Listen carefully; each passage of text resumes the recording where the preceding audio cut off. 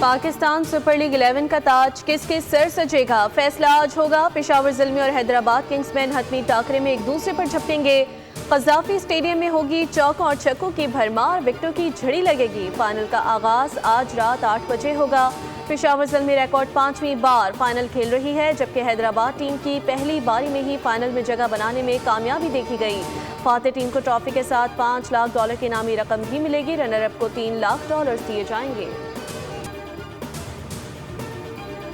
PSL کا تاج پشاور زلمی کے نام ہوگا۔ سپورٹ تو حیدرآباد کو کر رہا ہوں due to all round performance جو ان کی رہی ہے اس ٹورنامنٹ میں۔ بہت پرجوش ہے کہ بابر کو دیکھے اور وہ اللہ کرے سینچری مارے اور ہمیں پشاور زلمی کو ٹرافی جیتا ہے۔ میں پشاور زلمی کو سپورٹ کر رہا ہوں، جو مسز ہیں وہ حیدرآباد کو سپورٹ۔ تو ہم چاہیں گے کہ آج حیدرآباد ون کرے۔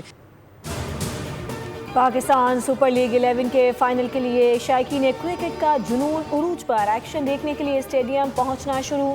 Gaddafi stadium house full, security کے کڑے انتظامات۔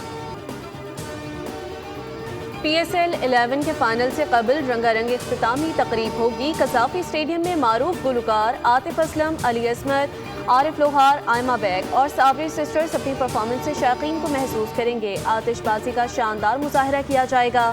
شائقین کو شام 6 بجے تک اسٹیڈیم پہنچنے کی ہدایت۔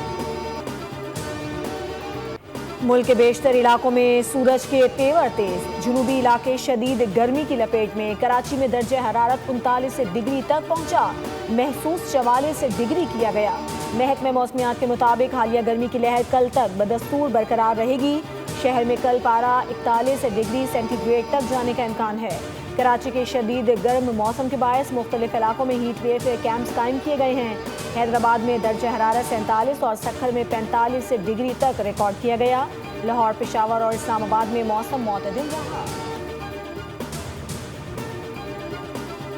وزیر اعظم شہباز شریف کی ذاتی ہمراہ آمد۔ نواز شریف اور وزیر اعلیٰ پنجاب مریم نواز سے ملاقات کی۔ ملک کی مجموعی سیاسی و معاشی صورتحال پر تبادلہ خیال۔ شہباز شریف نے بین الاقوامی حالات سے نواز شریف کو آگاہ کیا۔ نواز شریف نے کہا کہ وفاق اور پنجاب ایسی پالیسیاں بنائیں کہ مہنگائی پر قابو پایا جا سکے اور عوام کی مشکلات کم ہوں۔ I can't tell that to a reporter. If they misbehave, if they do something bad, but right now, we'll see. But, you know, it's a possibility that could happen, sir. Iran کی تازہ ترین تجاویز پیش کر دی گئی ہیں۔ نئی تجاویز کا جلد جائزہ لوں گا۔ ایران پر دوبارہ حملے کرنے کے امکانات موجود ہیں۔ ایران نے جو کچھ کیا ہے اب تک ایران نے اس کی زیادہ بڑی قیمت ادا نہیں کی۔ ایران سے ہماری مذاکرات کی صلاحیت لامحدود ہے۔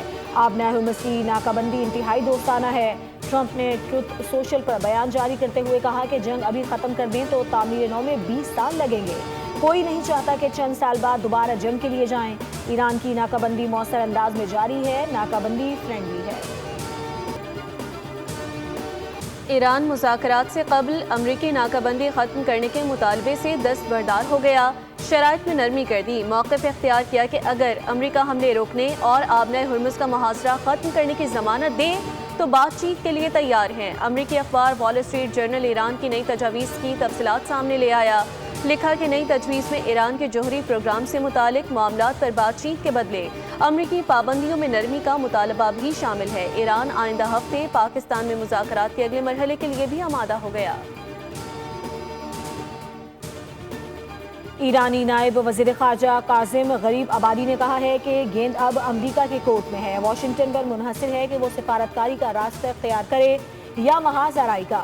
ایران کسی بھی جارحیت کا جواب دینے کے لیے تیار ہے۔ نائب وزیر خارجہ نے کہا کہ قومی مفادات کے تحفظ کے لیے ہر طرح کے حالات کا مقابلہ کرنے کے لیے پرعزم ہیں۔ پاکستان کے ذریعے بھیجی گئی تجویز پر امریکہ کے رد عمل کا انتظار ہے۔ ایران ہر قسم کی جارحیت کا مؤثر جواب دینے کے لیے مکمل طور پر تیار ہے اور اپنی قومی سلامتی پر کوئی سمجھوتا نہیں کرے گا۔ ترجمان ایرانی وزارت خارجہ نے امریکی صدر کے بیان پر رد عمل دیتے ہوئے کہا کہ امریکی صدر نے کھلے عام ایرانی بحری جہازوں کی غیر قانونی ضبطگی کا اعتراف کیا۔ ترجمان ایرانی وزارت خارجہ اسماعیل بقائی نے کہا کہ صدر ٹرمپ کو خود بحری قزاق قرار دیتے ہیں۔ ٹرمپ نے ڈھٹائی سے کہا کہ امریکہ قزاقوں کی طرح کام کر رہا ہے، یہ کوئی زبان پھسلنے کا معاملہ نہیں تھا۔ اسماعیل بقائی نے مزید کہا صدر ٹرمپ کا بیان بین الاقوامی بحری آمد و رفت کے خلاف اقدامات کی مجرمانہ نوعیت کا کھلا اعتراف ہے۔ بین الاقوامی برادری اور UN سیکریٹری جنرل کھلی خلاف ورزیوں کو معمول بنانے کی کوشش کو سختی سے مسترد کریں۔ ایران کے خاتم الانبیاء ہیڈ کوارٹرز کے بریگیڈیئر جنرل سردار جعفر اسدی نے خبردار کیا ہے کہ امریکہ اور ایران کے درمیان دوبارہ جنگ چھڑنے کے خدشات ہیں۔ انہوں نے کہا کہ مسلح افواج کسی بھی نئی امریکی مہم جوئی کے لیے تیار ہے۔ جنرل اسد نے کہا کہ امریکہ کسی معاہدے کی پاسداری نہیں کرتا اور تنازع کا امکان موجود ہے۔ نہ صرف ایرانی مسلح افواج اور عوام بلکہ وہ سیاسی گروہ بھی جن میں کبھی کبھی اختلاف رائے ہوتا تھا آج متحد ہے۔ اسرائیل کی جانب سے جنوبی لبنان کے متعدد علاقوں پر فضائی بمباری، کئی گھروں کو نقصان پہنچا اور 3 افراد شہید ہو گئے۔ 17 اپریل کو نافذ ہونے والی جنگ بندی کے باوجود اسرائیلی افواج نے حملوں کا سلسلہ جاری رکھا، جب ریحان، بسلائے اور جزین کے علاقے سمیت متعدد مقامات کو نشانہ بنایا گیا۔ مسجد کے قریب بھی حملہ رپورٹ ہوا، جبکہ سرحدی گاؤں خیام میں گھروں کو آگ لگا دی گئی۔ The Prime Minister of Pakistan is a great guy, and the Field Marshal, they have a Field Marshal. You know why he's a Field Marshal? He's a great fighter. خطے میں پاکستان کا کردار نمایاں، قیام امن، علاقائی استحکام اور نیٹ ریجنل سیکیورٹی اسٹیبلائزر کے طور پر پاکستان کی پہچان اجاگر۔ مارکہ حق کے بعد عالمی سطح پر پاکستان کا وقار بلند ہوا اور دنیا نے پاکستان کی سفارتی اور دفاعی صلاحیتوں کو سراہا۔ امریکی صدر ڈونلڈ ٹرمپ بھی پاکستان کی دفاعی صلاحیتوں کے معترف ہیں۔ بھارت کا نیٹ سیکیورٹی پرووائیڈر دعویٰ کمزور پڑ گیا۔ عالمی ماہرین کے مطابق پاکستان خطے میں امن اور استحکام کا ضامن ہے۔ Justified actions and unilateral measures announced by the Indian government on 23rd April, followed by belligerent public statements, have significantly heightened tensions and pose a serious threat to regional peace and security. Bharat کے غیر قانونی اور یک طرفہ اقدامات پر پاکستان کا اقوام متحدہ میں واضح اور اصولی موقف۔ مستقل مندوب عاصم افتخار نے کہا کہ بھارتی اقدامات علاقائی امن و سلامتی کے لیے سنگین خطرہ ہیں۔ پاکستان نے بھارتی جارحیت سے قبل ہی اس کے ناپاک عزائم دنیا کے سامنے بے نقاب کیے اور خبردار کیا کہ کسی بھی آبی جارحیت کو اعلان جنگ تصور کیا جائے گا۔ پاکستان نے کہا کہ ہم اپنی خود مختاری اور علاقائی سالمیت کے دفاع کے لیے مکمل طور پر تیار ہیں اور اقوام متحدہ کی ثالثی قبول کرنے پر رضامند ہیں۔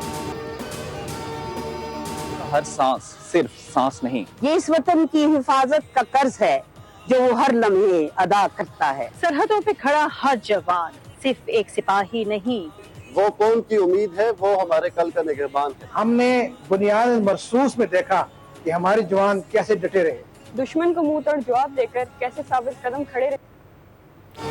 مارکہ حق کو 1 سال مکمل ہونے پر قوم اور افواج کا لازوال اتحاد مزید مستحکم۔ آزاد کشمیر کے عوام نے بھرپور قومی جوش و ولولے کے ساتھ اظہار خیال کیا۔